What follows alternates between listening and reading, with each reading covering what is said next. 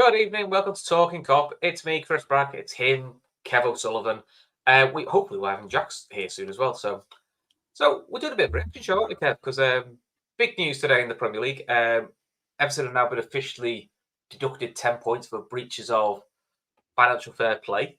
Which, let's be honest, Kev, I feel like we've talked about it since about this time last year. So it's been going on for a while.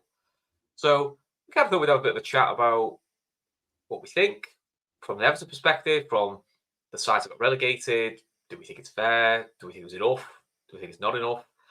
And what do we think of the bigger context of this? Which I think is probably the bigger question of, will this lead on to other clubs being charged? Will this not lead to other clubs being charged? Is this a bit of a yardstick? So, a bit of an open chat, really. We'll hope to have Jack on because he's, if people don't know, Jack's a Leicester fan. We've had Jack on quite a few times. He's really good value. Because also, Kev, there is talk now of Leicester, Burnley, and Leeds taking legal action against Everton because they've been in breach of it. And of the three clubs, you can honestly say Leicester had the bigger case of the three because they finished third bottom, so they could easily argue, well, if you did this last year, we'd have stayed up, and that's cost us quite a lot of money. So yeah, it's a bit of a mess, really, isn't it, Kev? It's a mess, but it's one that we saw that we knew this was coming. The Premier League asked for 12 points. They got 10. They probably got 10 because Everton cooperated. They handed up the documents when they were asked. They cooperated with the investigation as they should. But I'm not surprised at the 10 points, to be honest, because it's not like they were a little bit over. They're 124.5 million over the 100. They were allowed permitted loss of 105 million over a 3-year period. Okay, so it's a rolling 3-year period, and in total, you're allowed to lose 105 million pounds to stay within the PSR. They lost 124.5 in a year, and the worst of it is the 2 previous years. In total, when you add it all up, they lost a combined 370 million pounds. So it's mental. I mean, yeah, COVID happened in the middle of it. COVID happened to every club. Players transfers and valuations happen to everybody. It's not just an Everton exclusive thing. And the fact that they still couldn't get their house in order working with the Premier League at the end of a financial period, when they knew that this was on the horizon, that this was a possibility, that they were razor close to it, and they still went out and started buying players and what have you. Yeah, it's absolutely mental. I mean, and the thing is, you have to have a penalty with teeth, because otherwise, what's the point? If you're an oligarch club, if you're a state-owned club, for example, and you see a club breaching financial fair play rules by this amount, and you get a fine for it, or you get docked 3 points, then it's open season. You forget about rules, forget about financial fair play. It will be open season on the whole league. You could do whatever the hell you want because the precedents will have been set. It's absolute lunacy. So the Premier League, they have to have teeth in this. If you're going to have a ceiling as to how high you can lose, how much money you can lose, you have to have serious consequences for anything to go above that.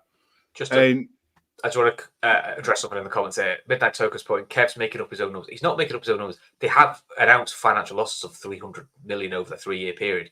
Some of those losses can be written off for FFP perspective, which is why they're actually 19 million over. Kev's talking about the bigger picture of, forget financial fair play, well, you've lost nearly 300 million over 3 years. That's a shitload of money. And that is, for any business, worrying times. As for the only 19 million, I've seen this banded around saying, well, they only breached it by 19 million. It doesn't matter if you breach by a pound or 300 million. The line set is, that's the line. If you go over that line, you get done. That's the rule. It's in any walk of life. Speeding, paying your bills, your general house rules. You live within your means, and you're told if you go over that line, you get a charge. Doesn't matter if you're an inch over or 3 miles over. I have. Let me just, Chris, give me a sec. Talker, hang on, on. Chris. Talker, let me just point this out to you. Okay, this is in the Athletic tonight. All right. If you don't believe me, go and look it up for yourself. Financial fair play is run over a rolling 3-year period. Okay. You're allowed to lose 105 million combined over the 3-year period. They got done for 21-22 because that was the end of this period of this rolling 3 years. But they lost 124.5 million pounds in that one season. Not alone what they lost in the previous 2 years before that. The fact that they knew that this was a possibility for 21-22, and they still carried on as if it was normal, is all on Mashiri. It's all on the owners of the club. It's lunacy. Go and check out the articles that are in the Athletic tonight. There's multiple articles from respected journalists explaining exactly what's gone on and what the judgment is. There's 41 pages of this judgment, and they've gone through it bit by bit all the way down the line. No matter which way you dress it up, the fans here have done nothing wrong, as usual. No. But the board and the club have been run by a guy who didn't have a clue, and they're paying the price for so many bad decisions, combined with COVID, combined with other outside influences that happened in the outside world, like one of their owners being sanctioned by the UK government because of his associations with Russia. That's just unfortunate. But at the end of the day, they did lose this amount of money. There is a ceiling as to what you're allowed to lose, and they didn't just go over it by a bit. They went over it by 19 million pounds. And Jack, at the end of the day, you guys, we talked about this do you remember last year when we had you on and when this broke? And we talked about this and the implications of this to possibly, because you guys weren't in the relegation zone at the time.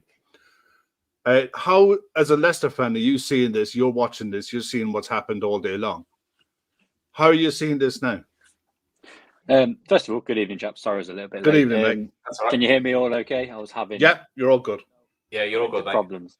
Sorry, boys. I mean, it's one of those things where you could kind of see it coming a mile off, like, and it wasn't just with Everton. Like, you kind of feel like it's the same with quite a few teams across the board. Like, you know, like we'd have probably been in the same boat if we'd have kept spending, but we stopped. But I mean, I look at it with a lot of frustration because it's clearly not from this season the problem. So why the punishment is now?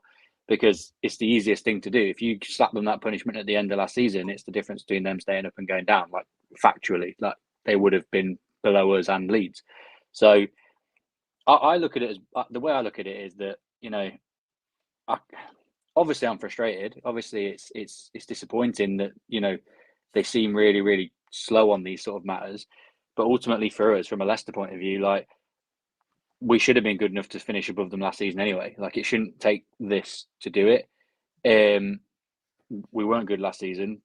They weren't good last season. We weren't good to finish above them. From my point of view, we can't really sit and rest on that. But, you know, if there was multiple teams who could have been affected by this, because luckily it was only us that, you know, missed out. But if it was multiple teams that were really potentially, like, if it was happening over multiple seasons, like, because the season before they only just escaped relegation as well, like, maybe like other teams might view it a different way. I mean, I'm talking about it from my own personal perspective, but I can imagine there's a lot of Leicester fans who are, you know, and I've seen it on Twitter, like, and you know, I've sort of group chats and stuff. Like, I'm in one with some of the lads that I go to games with, and a lot of people were like, you know, it's about time that actually somebody would, like, and it is unfair on Everton fans, but it's about time somebody was actually slapped with a genuine punishment for breaking financial fair play. Because how many times, who was the last team that was genuinely punished for a financial infringement? Probably Portsmouth. Portsmouth was the last one. They said it was 10 points for going into administration. Well, as a top level team, you see it happen to the lower league clubs all the time, don't you? Like the lower league clubs, because they you know, they haven't got the financial power to fight back. Like Scunthorpe, Southend, Macclesfield, Bury, Derby, Wigan, all these teams that just get slapped with Reading points. And granted, for their financial misdemeanors, punishment's punishment. Like, I'm not arguing the fact they're getting punished. It's just they constantly slap punishments on these teams they know they can't fight back. So it's almost unprecedented in the modern era to see a club be slapped with a serious punishment in England anyway. Well, you go back to the 90s, Spurs were deducted 12 points for financial irregularities, and they appealed it, got it down to 6, and then ultimately it was quashed. It went away. Yeah. But like you said, the elephant in the room, there's 2 elephants in the room now after the story that broke at the beginning of the week. But there is definitely there is definitely elephants in the room with this. But look, on Everton's point, there's a herd in the room, not an elephant. There's a herd. Yeah, but you got to look at it one way. Look, by the time the evidence was presented, the case was heard.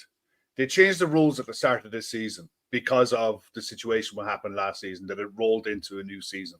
They changed the rules from this going forward, that anything that happens that's reported within this season, the season that is reported, and has to be resolved by, I think, the last day before fixtures are released for the following season. So this is why there's a time limit now, really, on the appeals process, that it has to be held within a certain period of time. I think 3 months was what's been going around, which is right, because it should be. Which is only fair, because then you don't have. Also, from the Premier League's perspective, it kind of eliminates the need for litigation then of clubs threatening to sue because you're like, well, this is the season we were involved, not this season. Which, look, clubs will try that because, look, getting relegated for the Premier League, it's big money. It's not small change; it's huge. There's a room, like, our board are very, very good at keeping their cards fairly close to their chest regarding a lot of information. There's a lot of sort of reasonably well-respected journalists around Leicester sort of saying that the club are looking at the possibility of, taking legal action because, like you said, like we were saying, the second we got relegated, like the asset, the club itself was worth, like, literally the day after we got relegated, the club was worth half what it was the day before. Like you said, it's a massive financial loss for Leicester to go down. Like, it's no joke to get relegated. It's a big number. But I've just brought up Thor's point here because I wanted to address this because our friend Mr. Carragher, who I do feel was playing to the gallery with his tweets, which it's not like him. Not like him, is it? It's all, I'm sure Sky probably wants to say as well, allegedly. So Evertonians talking about the Super League 6 punishments is somewhat wearing thin, especially after the Premier League gave Everton a second chance. Yeah. So Carragher was once again come out with a line which was along the lines of, it's unfair they're getting shot, they're getting points deducted, especially when you had 6 clubs who tried to leave the Premier League for the Super League. Just to clarify that, and it doesn't take much of a Google. Super League, we all express our feelings of why we didn't like it. It wasn't to leave the Premier League; it was to leave UEFA. So basically, we've been off midweek Champions Leagues, and midweek would become the Super League. That was the thing. So at no point was there a conversation to say they were leaving the Premier League. So the reason the Premier League didn't want that is because if they don't qualify if they don't go on the Champions League qualification, Champions League money and all that doesn't come into the league, and that's the reason. But it wasn't actually to leave the league. So again, you're not sort of comparing apples with apples. If you're going to use it, use something a bit more factually accurate. Yeah, UEFA are just such a standing citizens and looking at guardians of the game. And the Super League, which everyone hates, is coming into effect in 2 years' time. It's called the Champions League, and it basically has pretty much all the things that the Super League had in, just that it has a qualification piece. Unless you're from, but again, you can invite people into the Champions League now that don't even qualify. So who knew? It's almost like it was written in the stars that it was coming this way. But there's an irony to it, isn't there? There's an irony. Like, you think like the coefficient ruling's a load of bollocks. Like you guys are fine, but like imagine if obviously fate hadn't gone the way it had, like, and we ended up dropping away. Like we finished 5th those two seasons. Like if we stayed in that sort of ballpark, you look at teams like Brighton, you look at teams like Villa who are pushing for that. It makes in a couple of years' time, it's going to make no odds where they finish because their coefficient ain't good enough. And teams like United or Chelsea who might finish 8th, 9th still qualify. It's basically a Super League in all but name, isn't it? They even scrapped the coefficients for this season. This season's coefficient is basically a 1 year straight dogfight as to see how many clubs from each country finish the highest, and that's the league who are going to get the extra Champions League space. Well, that's why I watched a couple of the Rangers. I watched both the Rangers v Prague games this year because there's poor man. Well, to be fair, the last one was pretty good. Ibrox nights are half decent, but it was more about the fact that there's an added spice to it. Like I know because they're literally in direct competition for a coefficient spot. Scotland and the Czech Republic are literally like whoever finishes better out of Rangers, Celtic, and then Sparta and Slavia. Like and they are literally on a knife edge. So Rangers, like literally, the commentator kept being like, there's more to it than just who finishes top of the group. It's all about the next phase of European competition as well. And it's easy. Again, it's easy for me to say this as somebody who's like looking at it from the outside in, like as somebody who's not a fan of an elite European club. Like all those clubs are absolutely fine. Like they've got nothing to worry about. Like whereas for us, any of these teams that wanted to push into those spots, like it completely undermines sporting integrity as far as I'm concerned. Like the Champions League itself, the way it is now, is already a load of bollocks compared to what the actual European Championship used to be, in the sense that it was the champions of each country. And now it's just, all right, you can finish fourth and be crap and still qualify for the Champions League. I know it is the best competition because there's more top teams in it. But, how you can win the Dutch league, for example, and still have to like qualify for the tournament it's ridiculous. But anyway, going off topic.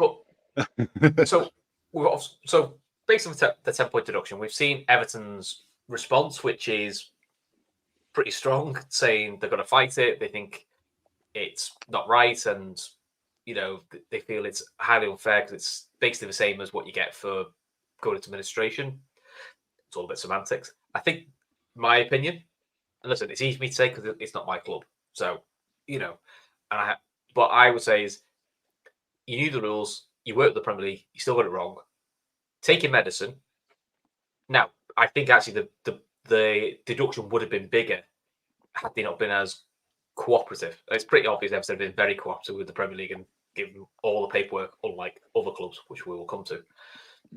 The line they should have focused on, and I think it's the most telling line, is we look forward to seeing how other clubs are dealt with financial irregularities, which is basically all in names of saying Chelsea and Man City. Yeah. And that's not even, one club's got 115 charges over, the other one is now being investigated because of way transfers were paid for under the Abramovich era. It's still to be proven, but it is under investigation. So they're quite big. But it's quite a swing in the journalists. You have the Carragher side of the world who are like, you should be docking points, this is ridiculous, it's really harsh. So, well, I've always been of the opinion, fining clubs does nothing. No. Especially in the Premier League, it has no impact. Dock points, do you know what? Points cost you bigger money, bigger things, and that actually makes people wake up. And then I'm with the other journalists who are a bit like, I don't feel sorry for Everton, the club. It's shit for the fans because it's not their fault. There's no influence on them.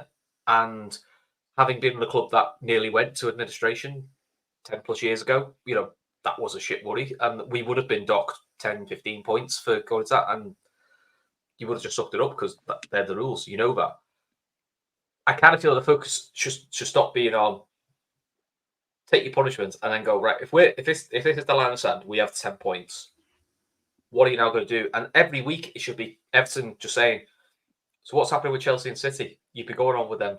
City, it's gone on for years. City have made it known they won't be cooperative. City have already diverted this, diverted that. Why aren't you showing some backbone and going, right, line of the sand, your hearing is this date, these are things there, cooperate. If not, you just get in charge. You can't go and appeal it to court of arbitration because that's not part of the rules because it's self-contained, and we won't reduce the ban no matter what your lawyers throw it because it's in the documentation.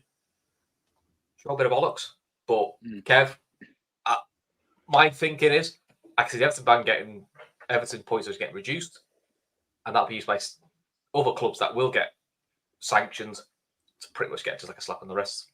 That's how I feel about it. Look, I have no faith whatsoever that they're actually going to do anything with any sort of worth. They already said how this hearing is going to happen with Man City. There's going to be it's going to be like a media blackout. It's going to happen behind closed doors. And when there's something to announce, they'll announce it. It's exactly the same as what happened with Everton. We knew, I think it was about 2 weeks ago, that the hearing happened, or the hearing was in progress in that week. But that was it. Even the lead up to it, there was no big, huge build up on Sky Sport where they were running 24/7 media on it.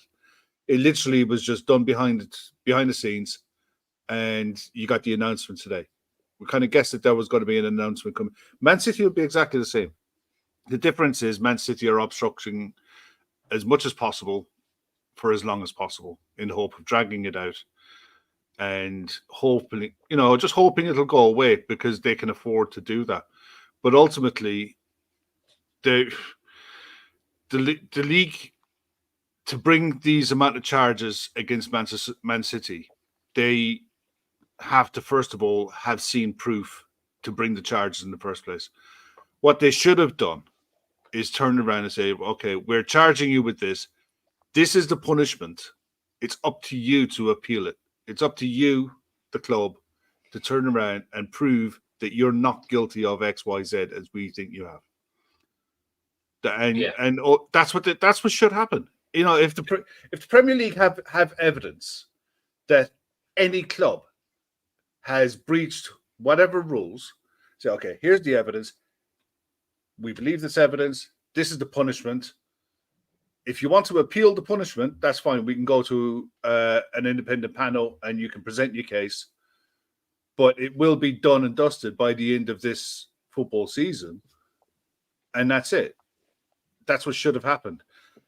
I honestly look at the Man City case. I can't see how they've already been found guilty by UEFA.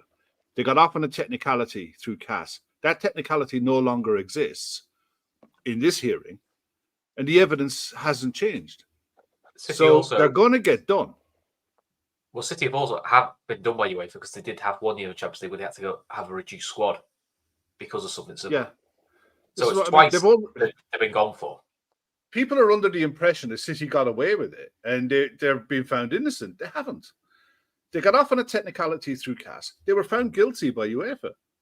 So it's literally they just got away with the ban that they should have had. But the rest of it, they got fined. They got, like you said, reduced squad. Chelsea, on the other hand, have already been on the back of a transfer.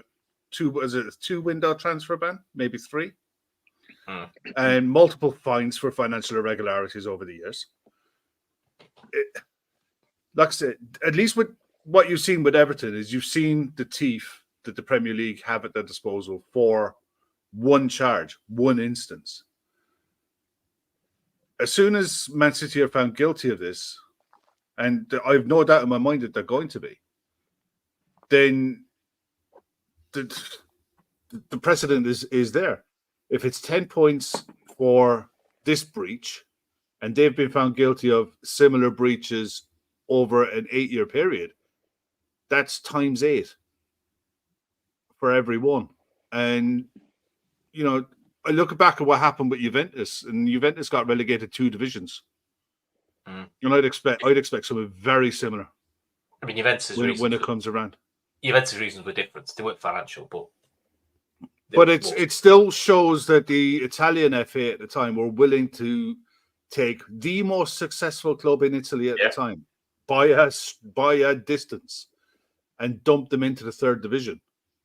And if the Premier League aren't willing to do that at the bare minimum, then I don't know what to say. It just makes a mockery of everything. Especially, it makes a mockery of the clubs who are trying to do it right, live within their means, being run the right way. It makes an absolute mockery of it. That you can hide and overinflate your sponsorship deals. You can overinflate transfer valuations to grow your club artificially and against the rules and get away with it. It's nonsense. They have to be able to turn around and say, no, this isn't on. And it's not about Man City, really. It's about the next 10 years, the next 20 years of states looking to invest and come into the Premier League to clean up their image and throw whatever they want at it, because money is no object to some of these countries. So if you don't have a league with real teeth now, willing to use their clout and severely punish these clubs, then they're just opening the door and saying it's now the Wild West, and rules are for other leagues. We're the Premier League. We'll do what we like. Well, I mean, it's kind of worms. I mean, the Premier League will do what we like. That's been their motto for most things. It's worked out well, Jack, hasn't it? As we've seen with lots of things in the Premier League at the moment. I think the Premier League's just been the Wild West for a long time. Like, I think that statement has rang true for just for a while. Like, I mean, if you think about it, like from an English pyramid point of view, like considering how much money the Premier League gets, the money does filter down, but nowhere near as much as it should. Like, and that's why this. I mean, the last time I was on, we had the conversation about the gulf between the Premier League and the Championship, and that gulf is just getting wider and wider and wider. And that's, you know, the more games I watch in the Championship, the more obvious that gets. And like, it's if the Premier League invested more money into the lower leagues, I don't think we have this much of an issue of it being the Wild West in the terms of, you know, the Premier League sits. Like the fact that it's even called the Premier League and the rest of the league is called, you know, the Sky Bet Championship, whatever. It's the fact that they are two separate entities, like, already suggests that they are removed from everybody else and they are a law unto themselves. And it's the two different governing bodies, aren't they? I mean, the fact to get into the Premier League, it's called the £100 million game, or it might be more now. Yeah, that's how they phrase the playoffs. It's just like, it's too much shit or bust if you go down. That's what's been created, and it's not great. Derby are the best example. I mean, like this. I'm not even saying this from a point of gloating or whatever. Like it's Derby's a really, really sad case because they're a great club with great like history, and I've got quite a few friends. Like I went to uni in Derby. I've got quite a few friends who are big Derby fans, and you know they're the best example where Mel Morris just chased the Holy Grail and went completely off the rails with his financial management of the club and nearly ruined them. Like, and that was in pursuit of the Premier League. Like you look at Luton. Luton did do things the right way, but you know they weren't going to go and spunk loads of money up the wall this summer because they've kind of built a squad that, you know, they're going to take all this money from the Premier League, go back down, and that will set the club up. That will set that club up to be a decent Championship club and maybe challenge to go back up to the Premier League, a bit like Burnley are now. Like, do you know what I mean? Like Luton and Burnley, there's a lot of similarities between like when Burnley first got promoted, like up to the Premier League, and I think it was 2008, was it? I think it was 07, 08. Around that time, and then obviously they came down for a few years and then went back up under Deitch in 13-14 with us. Like they're set up now. Like they will be a fairly like yo-yo club now for a long time because their management has been good.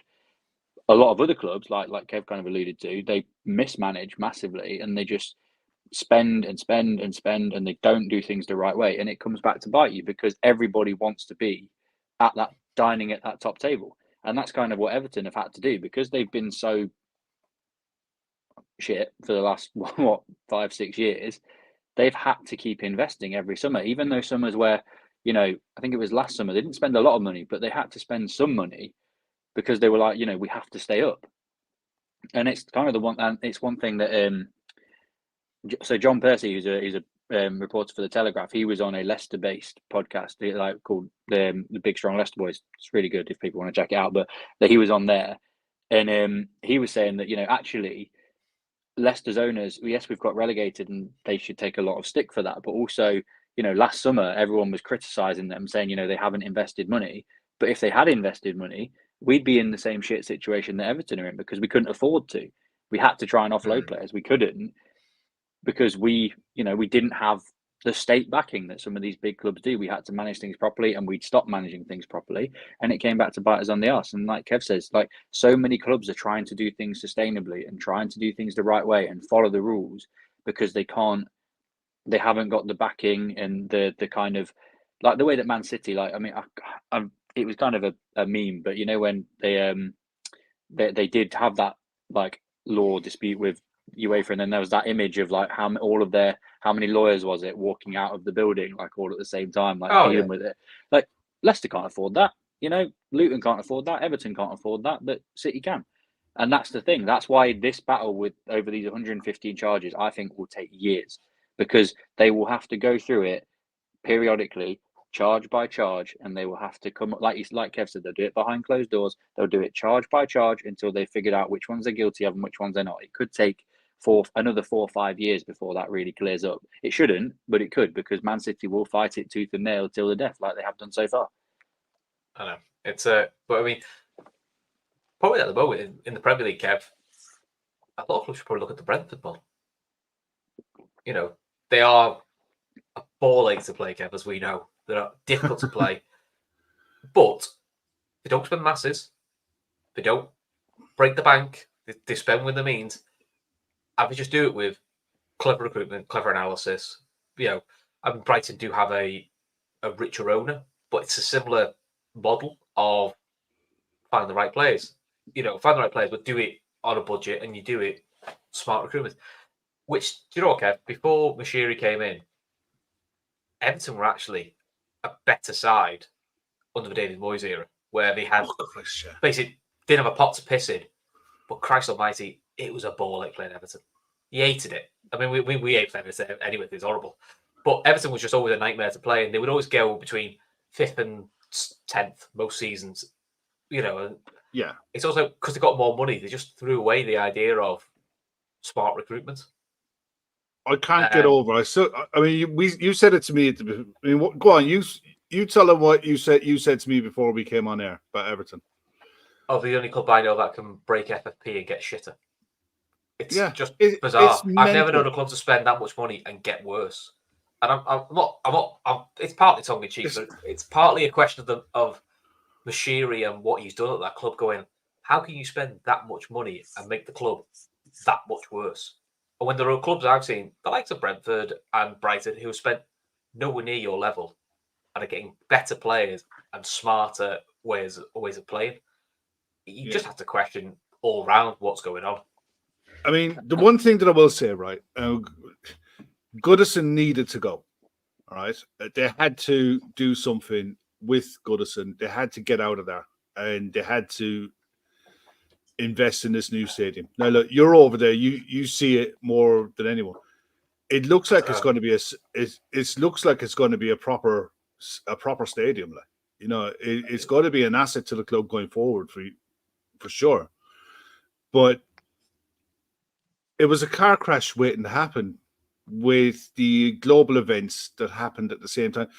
It couldn't have come at a worse time to turn around and say, okay, we're going to go and try and spend our way to the Champions League, coupled with we're going to invest and build a stadium in the Mersey. And then we're going to sign Carlo Ancelotti and we're going to give him all this money and we're going to do this, this, and this. And then COVID happened and the war in Ukraine and the sanctions. And then you top it all up with signing absolute dross. I mean, it wasn't even as if they were signing good players for good money. They weren't. They were really overpaying mass. How much did they pay for Iwobi? 46 million pounds? Something stupid like that. Sigurdsson, ridiculous money. You know, you can go down the list of the players that they've tried to sign to improve the club. And even Pickford, you know, I think Michael Keane was like 30 million as well. Yeah, Pickford was big money for a goalkeeper at the time. And it's like, they probably got... To be fair, he's come off for probably one of the few that has. Yeah, but I think Pickford's the only one you look at and go, is, you know, 30 million for Pickford. Most clubs, if it wasn't Everton, if that was just a mid-table club, we'd probably all be saying, you know what, like, it's not a bad investment. Mate, the only thing I'd say is 30 million quid when they signed him was big. It was crazy when it was for a goalkeeper. Was it 2018? Yeah. For a goalkeeper back then, that was right up there. I mean, you're talking Alisson and Yomanda Arrizabalaga were huge money for goalkeepers. But that wasn't... Pickford had just really, you know, he was with Sunderland and he wasn't exactly pulling up any trees, and they paid massive money for him. And the thing is, now you look at them and they've probably got three saleable assets that you look at, 3 players that you look at and you say, yeah, you can recoup good money for Pickford, Calvert-Lewin, and that fella, that centre back, the one they brought through the youth team, you get good money for him. But you look at the rest of them. Even Onana, they signed Onana, and it's like the jury is still out on him, but they pay big money for him as well, for someone at his age, on the promise that he might get somewhere. This is where I look at it, and you have to look at the recruitment side. You have to look at the whole thing in the round and say they really are lucky that they didn't get a transfer ban on top of points deduction. I was fully expecting them to get the 12 points and potentially a transfer ban for two windows to force them to get their finances in order. As it stands, the 10 points deduction puts them second last on 4 points. And when you look at the actual where they are, played 12, won 4, drawn 2, lost 6, -3 goal difference. 1 win takes them out of the relegation zone. They'll be absolutely fine.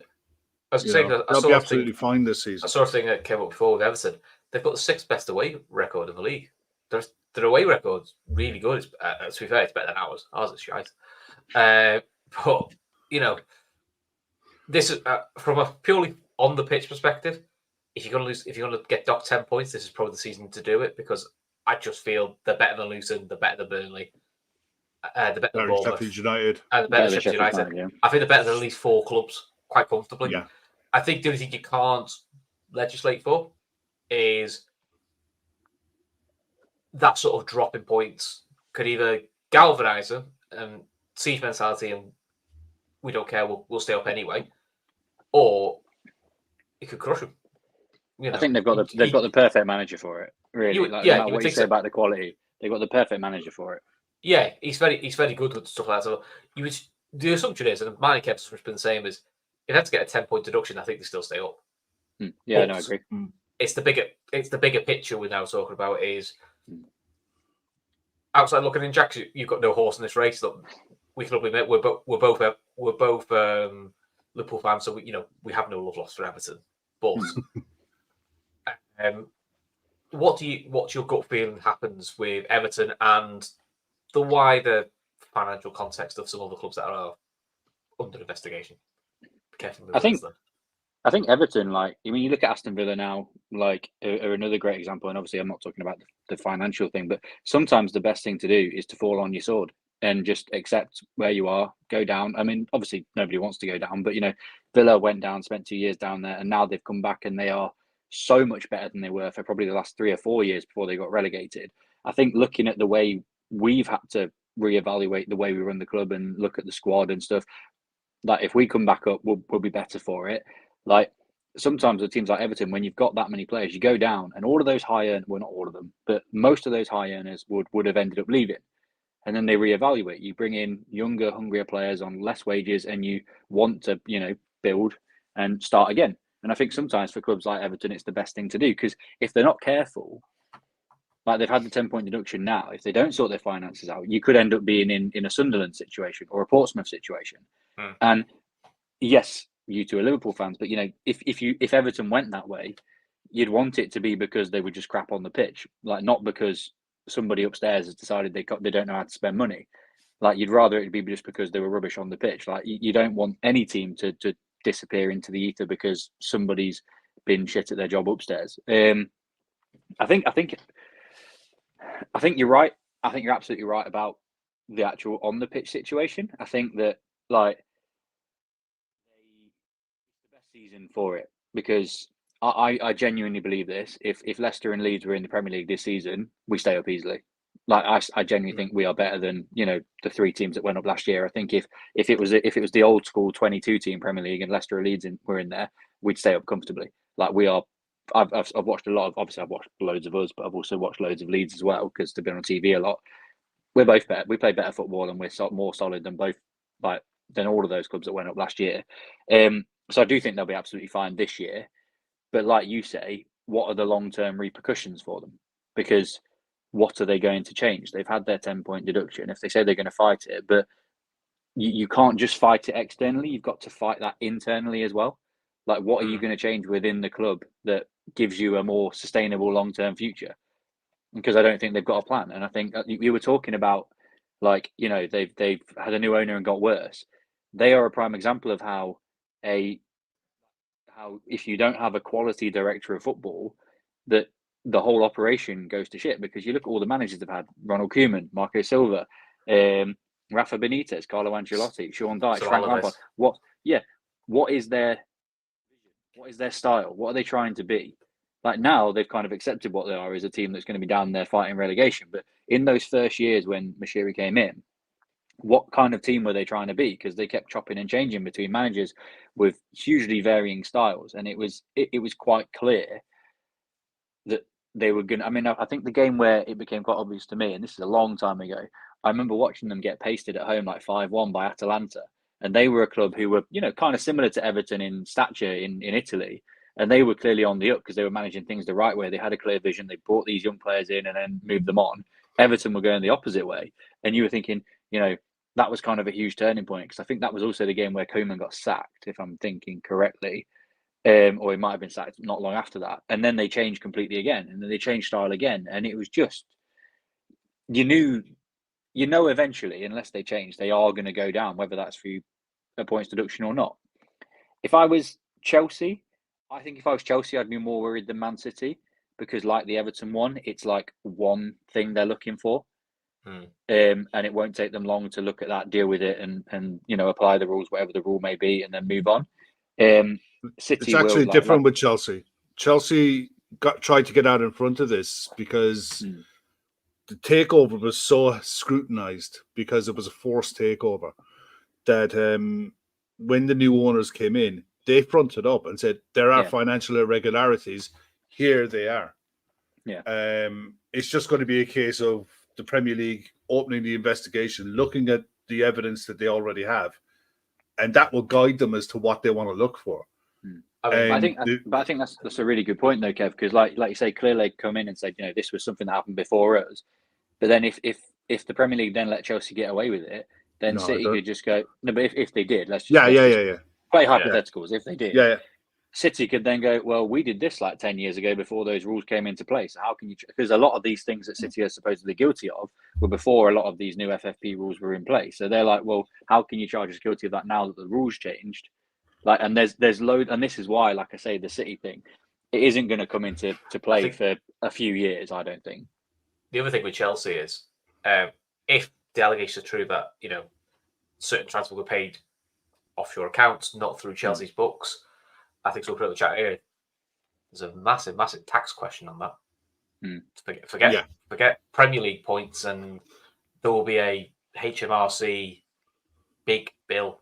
And let's be honest, if you're on HMRC's radar, you don't get off it, and they will find. And you know, we've seen it with plenty of companies. We've seen it with plenty of smaller clubs. You know, Bury with the big one.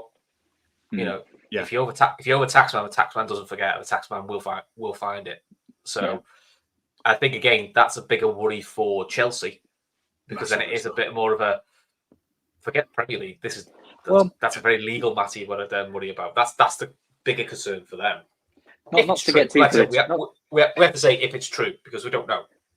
Not to get too political on a Friday night, but you know, if we look at the last few years from a government point of view, lots of money goes missing all the time, and nobody seems to care where that money disappears to, do they? So it doesn't. We know where it goes. We know where it goes. We know where it goes. We know where it goes. But this is kind of the point, though, isn't it? Like the taxman, and if we think about Bury and Chelsea in a wider societal context, HMRC loves to knock on the door of the little man. But when was the last time HMRC knocked on the door of somebody with a lot of money in their pocket? Like it is. Well, I know, like because Chelsea are. Was a lot of money. Have a good lawyer as now well. a $5 billion. What did they go for? £4.5 billion. They're a £4.5 billion business. Like, you know, a fine is. As they say, a fine is a poor person's punishment, not a rich person's punishment, isn't it? So I think the pressure from the game, from the wider fan base across the football league, is going to be so intense, and it's going to force the Premier League to do something. And What that is, we don't know. But as much as the league might love to be able to take their hands off it and say, look, we don't want anything I'm to the do with youngest this. one here as well. That's the worry. Sorry. Yeah, Kev. we don't want to upset the apple cart. I don't think they're going to be able to not address this. As much as, I mean, when was the last time you saw the Premier League chief executive interviewed for anything by anyone? It doesn't happen anymore. Richard Scudamore used to love being in front of a camera. I can't even tell you who the chief executive of the Premier League is now. I don't know. But Richard Scudamore was very arrogant about the Premier League, though. He was very much like, this is our product, like, where else are you going to get this kind of thing? He was very he did love being in front of the camera, but like, he goes back to that point I was making earlier, like, it was the Premier League and then everything else. Like, it wasn't one footballing pyramid. He was very much like, which is why they all talked about, didn't all the clubs like give him like a payment when he left or something like that? They gave him like a goodbye I'm like, what for? I'm like, what for? What's like? It's the football that has drawn people to it, not Richard Scudamore. I'm not being funny. Like, anyway, sorry, Kev. No. I am being very cynical tonight. Actually, aren't I? I need to rein it in. Sorry. But it's justified. It's justified. Yeah. It is justified, to be fair. The thing is, until you actually, because it's all being done behind closed doors, everyone is left to the what if game, and because in the vacuum that's left without information, we're left to our own devices. Speculate. Oisin just pointed out there, it's another dick that's in charge of the Premier League. Richard Masters. I prefer Scouser Pete's one. I can't put that on screen. Scouser Pete's. If you're not seeing it, just watch the YouTube bits a bit later. It's brilliant. 46:55. It's on screen. Help yourself. I can't put that on screen. We'll get shut. Gal will get shut down for that. But yeah. So yeah, I'm with Jack, Kev. I think the ones who'll be more is Chelsea, because again, I say it's only one thing. It's only one charge you're looking at. 115. Do you know what I mean? Well, that could be 50 years old. It's 115. The thing is with Man City, right? It's not 115 separate. Or somebody lumped together, wouldn't they? Yeah, it's a lot of the stuff with Man City is you committed this offence in 8 times 2014 and 15 and 16 and 17. Yeah. And then you lied about it in these years. And then you hid this and this in these years. That's 3/8. That's 24 charges. It sounds great it looks great on print when it's on the back page of 115 charges. When you actually break it down, they're looking at specific things that recurred over years. So once they hang them for one, they're hanging them for 8. But you know how I don't think it works out with City, because I think what they'll go is, you've done this one 8 times. If you City's lawyers, you'll go, all right, prove each one individually, because that's what you should do. If I was City's lawyers, that's what you'd say. You go, oh no, if you find guilty of one, you're not charged with all 8. You prove every individual one, and as we've seen with City, and they'd be quite brazen about it, will be really obstructive. I've never known, and I don't know why the Premier League allowed this, because you could probably have done City for breach of contract a little bit. Is these are the rules we set, and it should be written in the rules of governance for the Premier League, is if the Premier League asks for you to present your financial records, or at any point, it's like an auditor, you have to do it. I work for a hotel company. We have audits every year. You know, and if they come up for a spot check, you don't just say, "Oh, you didn't tell me you're coming. I'm not giving you a you do it." But again, this is where the Premier League have no teeth, because no club should be allowed to do that. So, and I'd say that it was Liverpool. If you've been asked the financial question, show your records, because you've got nothing to hide. Well, you shouldn't do. So this is exactly what we were talking about earlier, about like how the Premier League is just the Wild West. Like, do you know what I mean? There's no way to enforce that. If Man City say no, they say no. Like, the Premier League will come up to them and be like, show us your financial records, and the fact that a body within that can just go, "Nah, you're all right." Like, that should not be the case. If that, like you say, in any other business, that does not happen. Like, and it's the problem with having the way that the Premier League system works. You know how you essentially. Newcastle will definitely vote with, the traditional big 6 now, you'd imagine. But like, you've got those 6 clubs. Essentially, it's always been those 6 clubs versus the other 14, hasn't it? In the votes and things. And yes and no, because it's gone the other way. The thing is, to get anything done and to get anything through, you have to have 14 club supports it. So if, say, Man City, Manchester United, Liverpool, Chelsea, Arsenal, and Spurs want to change a rule, they have to get enough of the other 14 to buy into it.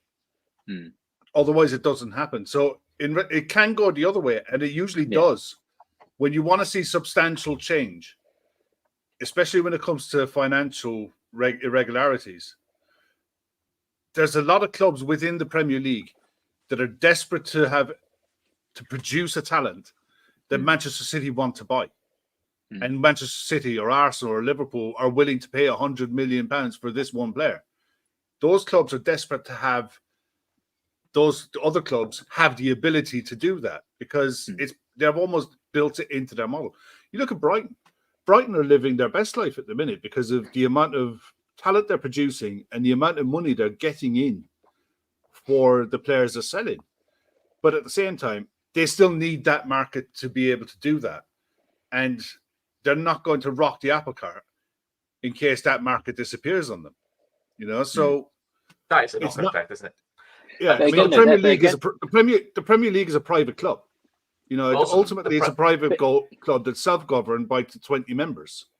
But the Premier League also has Sorry, Jackie, go. Brighton are playing the system well, though, because let's not forget that there's a huge anti-Premier League stance in Belgium. There's a huge anti-Premier League sentiment in Belgium. We co-own a Premier League club. Sheffield United Belgian Premier League club. Sheffield United co-own one. Brighton co-own one. They've all got, and basically all these clubs are for a long time. It's just, if Brighton sign a player, they go, oh, is he good enough for us? No, we'll sign him for USG, who, yes, have ended up being very successful, so their fans are fine. But like the fans of Beerschot, who were the team that Sheffield United co-owned, they hated him. They absolutely despised them because they were just dishing out loads of dross on them. This is when Sheffield United were in the Championship. And they didn't like it. Watford did it for years. The amount of players that, like under 21s players, because the Bosman ruling, like Festi Ebisele is the best example. He signed for Udinese, shock horror. He was then on loan at Watford the following season. So many clubs play the system incredibly well. There's just some clubs do it, through the loopholes, and some clubs do it through a financial means. Like I feel like teams like Man City and Chelsea just go blow teams out of the water with their money. But Brighton have done it really well. They've used that system to go like we did it. We weren't allowed to sign George Hurst from Sheffield Wednesday when we first did. So we went, we'll sign him, like Leuven will sign him for a year for £1 million, and then we got him for a free the year after. Like every single club that is smart, and Brighton are one of them, play the system really well. Like Matoma, he was at USG the season before last because he didn't know how good he was going to be. And then he did turn out to be quality, and now he's one of the best players in the league, granted. But took a complete risk on that, and they were just abusing another league in order to do it. And it is, no matter whether we're a team at like in the middle of the Premier League or at the top, none of them really care about football as a sport. It's about protecting yourself, really. It's just some of them do it in very different ways. Which I also think I think a lot of European clubs will be having an eye on what happens in the Premier League, because I do think a lot of European clubs, especially we've seen clubs in France, and the French market's a good example of this, where I think they bankroll their future earnings on, if we produce this lad, it will get to a certain level. A Premier League club, I don't care which one, will pay a dickhead's fee of 40 to 80 million for him every year, because that's what we do. If they start clamping down it and those big fees don't filter out into Europe, that has the knock-on effect. So there will be clubs that you don't know, tin hat time behind the closed doors. Don't be too hard on them, because we need them. We need them to keep other things going. Because we rely on the Premier League to buy all our youth players for. They're looking to close that. They're looking to close that loophole now, though, because of the with clubs who own multiple clubs. It should have been closed down with Frank Lampard. When Frank Lampard went to Man City via New York, the loophole should have been closed then, and it wasn't. And it's looking like Newcastle are going to probably avoid FFP by looking to get Ruben Neves in January on loan. And, when you got clubs that are that tight on FFP to begin with, and their ability to then go to a club or a league where they have influence and use a loan system that way around, It's just opens up another kind of worms that down the line. I mean, it's not good. I mean, it'll be interesting to see how it plays out for sure. But there's an awful lot more to come from it. This is just the start. You already seen looks like it. I'd be amazed if they don't. If the likes of Leicester, Leeds, and Burnley don't take civil action against the Premier League. I think you'll go for the Premier League. Not against the Premier League. It won't be the Premier League. It'll be Everton directly. I think if they were sensible, you should go for the Premier League because they could say, "I know Everton have broken the rules, but you're the governing body," and it sounds like it's been known for a while they broke it, and you've left mitigation of it going over 2 seasons. Yeah, but that's the next part of the equation now to watch. This financial infringement didn't happen since August to now. It happened over the last 3 years. They knew this at the end of last season, and like I said at the start, for me, we weren't good enough to stay up last year, which is why we didn't. And do you know what? Actually, going down is probably the best thing for us long term. But the people upstairs at Leicester will not be thinking that at all. They'll be thinking they'll be thinking you bastards. Like, you knew about this, and yet we went down by 2 points. If you'd have done your due diligence and done this at the end of last season when you should have done, we stay up. And that's the long and short of it. That's how they'll be. Kev, the other potential elephant in the room is just say the Everton thing's kept at 10 points. The line they've said, we want to see what goes on with other clubs. Could that also be a threat of whistleblowing? As in, like, we're all assuming it is the names that have been spouted in the press of Chelsea and Man City. Man City, because you know, they're 150 charges. There's a new story about Chelsea. For all we know, and we don't know this, maybe there are other clubs, because no secrets in football. Everyone in football knows what's going on in other clubs. Maybe there are other clubs that we don't know about that have actually skirted a lot closer to FFP or than we know. It's like a deck of cards. You get one, you don't know if it. All of a sudden, you're going like, "Oh, I didn't know if they were in investigation. Oh, yeah, they've been in investigation for 2 years. Oh, really? Oh, and that cascade effect, whatever end of the table it could be." Yeah, I think that there's lots of dodgy dealings that happen like behind closed doors. Like tapping up seems to be a massive thing in football now. Like it used to be like in the 90s, like tapping up and stuff like agents and that was like a cardinal sin. Whereas now it's in every transfer you look at, it's like, oh, you know, they've already got personal terms agreed, they've already got this, that, and the other, and you're like, yeah, but how? Like, when did that just become something that didn't happen? Like, it's becoming well documented.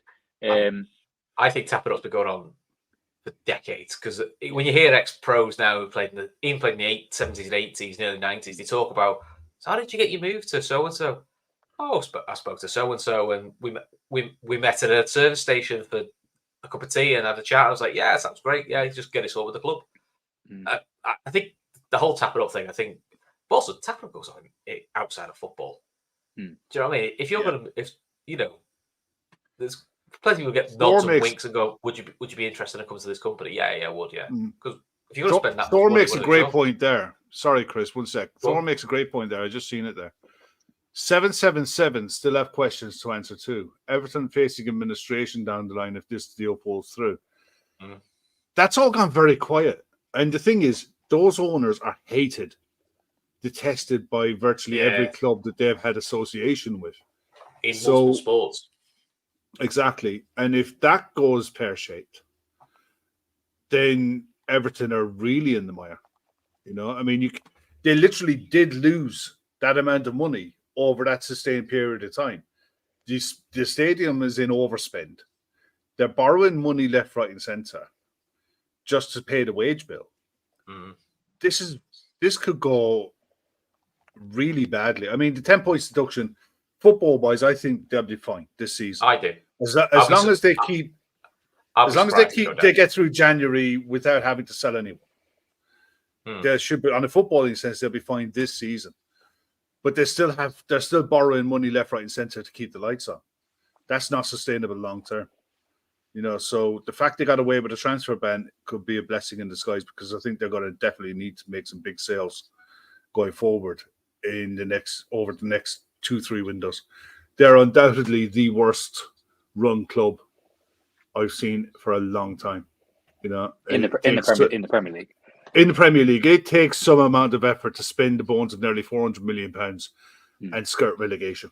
It really does. It that takes some effort. It's impressive in some ways. It really is. But it's just how not to run a football club, unfortunately. Yeah. But right, I mean, hey, listen, we got an hour out of that, and we only decided to do this a couple hours ago, didn't we? Yeah. There was something else I wanted to talk about, but we'll probably have to hold it now. I'll ask you both quickly. There was a story came out this morning that not only is Mikel Arteta going to get punished for what he said in the post-match, but now it looks like Arsenal are going to get punished as well. Because they backed him. Because they backed him. I'll ask you, Chris, how do you feel about it first and foremost? Because the way I look at this, you shove a microphone in a manager's face after a game and ask him for his opinion. And you find them when they don't like his opinion. Yeah. Well, that's how I see that. Kev, is it any different to you me doing full-time Reds? Yeah. Oh, God. 10 minutes after the game, you, me, and Matt. I mean, to be fair, Matt's actually always chill the level edges. Say, like, what do you think? And sometimes you may have done post-match, you go, he was shite, or that is awful, or that wasn't that bad. And then when you calm down like an hour or two later and you watch back, sometimes you go, oh, he wasn't bad as that. Or sometimes you go, oh, actually, yeah, do you know what? That is a bad call. That is a penalty, or that isn't, I've seen it I had to hold my hands up with the McAllister one because I was adamant at the start of the season when McAllister got sent off that was a red. And from everything that I'd seen in that game, I was like, yeah, it's a red card. What's the problem? I come on here, literally, I logged onto the computer within a minute of the final whistle. And it's still in my head. It's like, yeah, it's a red card. It's a red card. I know. And it just went ballistic. I know. And it wasn't until it wasn't until about an hour after the show finished that I watched the match highlights, and I was like, "Oh shit!" So I'd come on and apologize. Like the very next show I came on, I apologized straight away. But I honestly think that these managers, Jack, I don't know about you, but I think it's fine to criticize a referee as long as it's constructive. If I'm honest, some of the stuff that I think Arteta went a little bit overboard with I'm embarrassed by the league and. Unfair. I think that was a bit petty, a bit overboard. But again, it's straight after a game. Obviously Klopp's been done for the club side. We all know. I mean, Klopp hates all of them anyway. The referees. So the bit I don't like, and Jack, you can correct me if I'm wrong. Listen, I watch my daughter play grassroots football. Is I get what's happening in grassroots football with referees isn't great. People aren't refereeing. There's violence towards referees. None of that is acceptable, and I'm not condoning any of that. But while that isn't acceptable, that does not mean that professional referees who are on big money, being incompetent at the job, are not allowed to be criticised. And there was a Twitter account with some ref support thing, which I think things like that don't help with the going like, oh, it's all great. This. It's like, no, it's not. You can't grassroots football just because we criticise a high-profile referee and say he's shocking or that is basic, so that's poor management. Doesn't that mean because I've said it on YouTube or manager said it is, it's all right then for me to kick off at a kid referee. That's not a Premier League issue. That's a societal issue. That's a different conversation. So I think as long as it's constructive and you have a genuine reason to criticise, I think it should be I think criticism is fine as long as it's constructive. Like you disallowed a goal for being offside, and the replays that you've all seen show he's 2 yards onside. I think I'm allowed to say that's a shit show. I think I can say that. I mean, I look at it like there's loads of nuances to this, and like there's probably like 3 ways of answering it. And I think if we talk about the grassroots one, you've got kids refereeing, which is great because there's a referee shortage. Even UEFA themselves are putting a drive on to get more referees across Europe, not just in England. But then you've also got like one of my best mates is a referee, and like he does a 9 to 5 job. Like I'm not being funny. He's not going to be like a perfect referee on the weekend because he's knackered from working all week. He has to travel. Like he lives in Derby, but like literally last Saturday he was refereeing in Wolverhampton. He's got to travel like over an hour to get to games and stuff. He's not going to be spot on. He's going to be knackered from his week at work. Like you say, it's a societal issue. The problem you've got, and this is where how far do we go with criticism? Because like all Mikel Arteta's done is made everyone go, oh, you know what? If Mikel Arteta's, having a go at referees, then everyone else is going to have a go at referees as well. It kind of sets that example, especially for young kids and stuff. And that's me. That's the teacher in me looking at it like that. And the football fan in me says the problem that Arteta's got is just like every other football manager and every other football fan and every football player that has an interview, he's a massive hypocrite. Because after your game, the Liverpool Spurs game, he said, "Oh, these mistakes happen." Suddenly it happens to him. It's a disgrace. It's embarrassing. All the referees in England are shy, forgetting the fact that Kai Havertz was very, very lucky not to see a straight red in that game as well, and he got away with one. Do you know what I mean? Like and the problem you've got is, I mean, that point that Kev makes about having the mic stuck in front of their faces right after the game, that doesn't help. But then at the same time, like, they're all emotionally invested. They represent these clubs, and let's be honest, when you're being employed by somebody, we might not love them the way like if I was playing for Leeds or someone like that. Actually makes a good point. That's a good question. That's a really good point. Given your statements that your friend, I'll read that, sorry, for people on the podcast. Jack, given that statement, your friend is knackered, shouldn't they be ending high-paid referees travelling to Saudi for midweek to ref midweek? Well, it's a very good point. That is a good point. That's another can of worms, which also came out just before the Tottenham game, which all went, oh, is that a thing? Oh, yeah, wow, that's a thing. I didn't know it's a thing. I'll be honest. I thought Arteta... I'd be up for that. Arteta was angry about Arteta was angry about the wrong thing that day. Yeah. Right? The goal was... The goal had three elements to it that were all contentious. You could argue all of them. They're all subjective. They're also exactly. You could argue the toss on all of them, and I think I'll be honest. I think the referee got it right on the day. Other people won't. The same with the. Sorry, Kev. It was one of the only decisions where you think, is it a clear and obvious error? Can we definitely say this is wrong? It's one of the only ones where they've actually gone, no, we can't find anything wrong with this, so let's just go with it. Like normally they're went with the anfield decision, yeah, and they don't do that enough. The other one, the Havertz one, again, it's one of those ones. His trailing leg caught him, and that was going along the ground. It's a yellow card. It's orange at best. If you've seen red cards for that, then okay, but I can argue that one. I cannot argue Guimaraes running behind someone and throwing a forearm into the back of someone's head. No, because that should have been. His head is, and that's the one Arteta should have been angry about the most, because there's no debate on that. There is no debate on that whatsoever.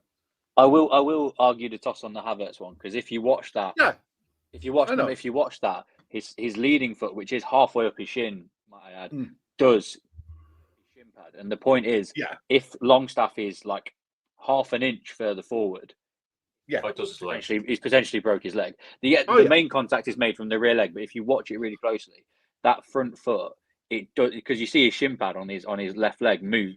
He catches his shin pad, and you think if that is timed ever so slightly differently, Longstaff's out for. I get, I get that argument. I mean, to be fair, I'm not fan of Eddie Howe, but I find it wild that after receiving that horrific tackle on him, he books Longstaff for complaining. Which I think's the funniest thing. All of us would react the same way, wouldn't we? Do you know what I mean? I just thought it was funny there. Because I remember didn't get booked like when Suarez bit him because he kicked off about it. Yeah, he did. And he said we can't. I remember the Premier said we can't rescind it. It's a yellow card. But come on, he's kicked off because some fella's bit him. I'm not being rude. I think he's allowed to kick off there. You're surprised. To be fair, he's looking at all he did was kick off. Because if he turned around and chinned him, you've also gone. I've rescinded red card as well. Why? He's been bit. Chin. I'm not surprised. Chinned him. Do you know what I mean? Honestly, I mean, the thing is, I can see a situation that I can see us coming down the line where managers post match are just going to give your standard yes, no. How do you think the game went? Fine. Do you think this was a yellow card? Well, no. And because they're only allowed to ask 3 questions, and I can see managers turning around, giving 3 one-word answers and just walking away.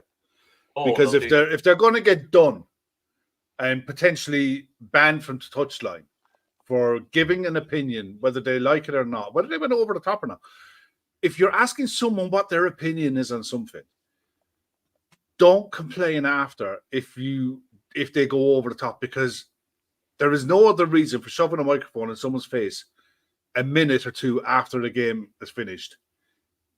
All you're looking for is clickbait. All you're looking for is sound bites to drive your internet traffic for the next 2 days. I can see managers just saying, "No, we're not playing that game anymore." I think that managers should do some of the Klopp stuff, which is when they say, "So what did you think about that shocking red card or that shocking tackle?" And Klopp sometimes just turns around and goes to him, "What did you think of it?" "Well, I'm just the interviewer." "Well, I'm asking you, did you think it was a red card?" "Well, I thought it was borderline." "Well, if you think that, you write that."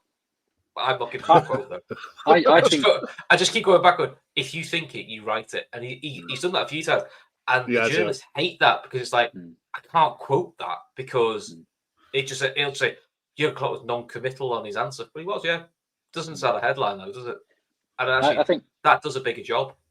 Yeah, I think clarity is really important though. Like, I mean, I've been watching on and off like the cricket World Cup and stuff like that, and like I watched some of the Rugby World Cup as well. And the one thing they've got that football doesn't is clarity. Like, everybody knows. In the stadium and at home, everybody knows exactly what's being looked at. You can hear them speaking. The problem that the Premier League referees have got is the second that they get mic'd up the way they should be, now we've got video technology. And like in rugby, right? In rugby, and I know I'm going to sound a bit no. But this isn't like a rugby's better than football thing but it's more of a from a decision making point of view. The referee goes over to the big screen in the corner of the stadium and he watches it, and everybody in the stadium watches it with him. And you get all the fans going like when they see it, and they do the dramatic like, oh, because they're trying to get the player sent off or whatever. But everybody can see what he's looking at. Everybody knows what the decision's going to be. When it's on TV, you can hear him mic'd up really clearly saying, this is what I'm looking for. This is what I'm looking at. This is the decision I'm going to make. The problem you've got in football is that if you mic up the referees, players are going to be getting yellow and red cards left, right, and centre because of the way they speak to the referees and the language that they use. And that will benefit the game because you'll get less people arguing and whatnot. But the problem is, the referees, if the FA and the PGMOL make that decision and the Premier League make that decision to do that, they have to then accept, and they have to say to the referees and everybody and the clubs, they have to say, this is what's going to happen. If you are on TV, in the games, in the stadiums, and everyone can hear your players shouting, swearing, telling the ref to fuck off, because we see it. Like, how many games do you watch every weekend? And you literally, fuck off is one of the easiest things to lip read ever. It's also, and you see it. The camera is pan straight on somebody's face, and you'll literally see them shout at the ref, "Fuck off" or "fuck you" or whatever, and nothing ever happens. And that's the thing. Where as soon as you, sorry to swear so much on the pod, but if you, you're right. The second they get mic'd up, but the second that the referee has to mic them, they have to be going. If a player tells them to fuck off on a mic, they have to, by the letter of the law, go, well, there's your red card. And the clubs have to, and this is the thing. This is where you go, how do we make this? How do we get VAR to work? Clarity. I'm convinced, though, they fuck off were Mascherano's first words he learns. All the foreign lads, when they come over, they know all the swear words. Within first games, Diaz is telling everyone to fuck off because they teach him back straight away. It's like, this works in England. Just say that. It sorts a loads of problems out. All right, okay. I'll go with that. Oh, listen, before we go, last night's games. Woke up this morning, and in fairness, this is the only international football that actually means anything at the minute is what's going on in South America, because they're proper games. No offense. I watched the England-Malta game tonight because I wanted to see how Trent got on in midfield. I watched about 10 minutes of it. I think exactly. I was marking papers, and actually the papers were far more interesting. Papers were more interesting. Yeah. Good fair play to your students. But this Colombia last night beat Brazil, and Diaz was ridiculous. And there was a lovely moment at the end of the game with him and Allison, and Diaz's dad in the crowd and what have you as well. That was fantastic to see. And the other game, Uruguay ended Argentina's unbeaten run with a Darwin Núñez goal. And if you watch the Darwin Núñez goal and you look at Otamendi, trying to catch him, it's one of the funniest sights you'll ever see in football. Shawnee put. I said it to Shawnee this morning. Who was that defender? Then I looked it up and I said, "Oh, it's Otamendi." and it's like it looked like he had a parachute on his back when he was running behind him. It just the gap got further, and Darwin was slowing down. So there's a couple of more games to come in South America, and they're going to be worth watching. I think Argentina, Brazil is the next one. I think it's Tuesday night, midnight, I think. But it looks like the lads, I think Mo scored 4 as well yesterday for Egypt.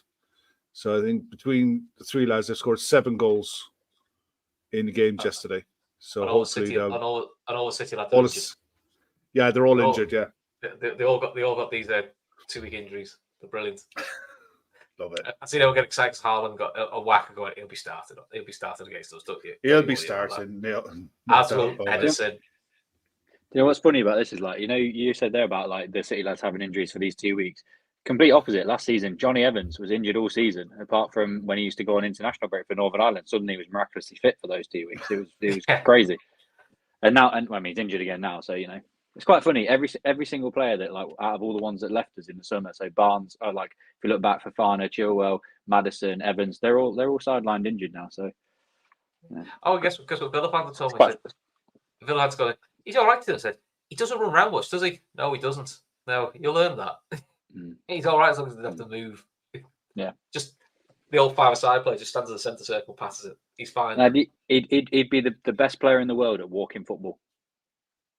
I know that could be his retirement plan. That. Yeah. Well, not even his retirement plan. It's his plan now, and it's what he's been doing for the last 2 years, hasn't he? Cool. Right, before we go then, we do have memberships. I don't we need to plug this, don't we? $3.99 You keep forgetting.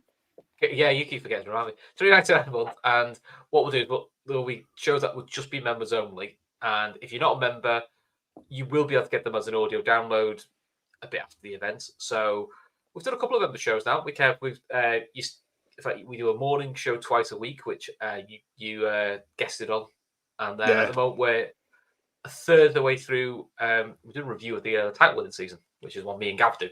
So we've done 2 episodes so far. So if you subscribe, you can get a copy of them now. And look, it's good fun. Helps keeps the channel running as well. And also when you become a member, we get put into our own Telegram group, and this is where we do say to the subscribers, what do you want to do? What do you want us to talk about? What sort of shows do you like? What sort of shows don't you like? And stuff you want to try that's new, we will tend to try it out in the memberships first to see what's your idea. Let's try it. If it works, great. And then but what we'll do, we'll alternate some of the regular shows from being members and non-members, just so we get a flavour of what we do. So if you like what we do and you want to subscribe, it'd be much appreciated. If not, just subscribe to YouTube. That's also much appreciated. And in the description below is our link to Movember, which Gav and Shawnee are doing. Shawnee looks great with his tash. It's like Magnum PI in it, mate. It's just he's sickeningly handsome. It's really annoying. And Gav looks a bit like Mario, if I'm honest. But, fair play to him because he's sticking to it. So listen. And again, look, jokes aside, it's for a good cause. It's towards mental health as well. So listen, if you can give. If you can't, just share it on your social media. Share it on WhatsApp groups because you know what? These sort of things touch everyone, so it'll help. So that'd be cool. Right, Jack, thanks for coming on. We haven't seen you for ages. Where can everyone find you? I know, mate. It's been a pleasure as always. Forza 92 Pod on YouTube, Spotify, Twitter. We're currently out of action at the moment because we're being teachers, life gets on top of us a lot. But we're planning on coming back. But we haven't posted for a while, which is probably why I've not been on for a while, to be fair. But yeah, so Twitter, YouTube, Spotify, check us out. There you go. Thank you. Good. Kev, do you know what's happening? What's happening the rest of the week? I'm losing track of what days we're on. It's Friday now, isn't it? Friday now. There'll be a show on Sunday night, as usual, and from there, Gav will lay out whatever's on for the week. So we're definitely trying to try and get at least 1 more, maybe 2 more of the title shows out. Me and Gav just trying to source out so we get a couple of guests. So they're always a good laugh. It's always nice to reminisce when you win something. Yeah. So, but otherwise, I'm sure there'll be a draft. Maybe a quiz, but if there is, it won't be me writing it because I'm still banned. Rightfully so, to be fair. After my debacle of the last one. Okay. Well, listen. Until then, thanks for watching, and we'll speak to you all very, very soon.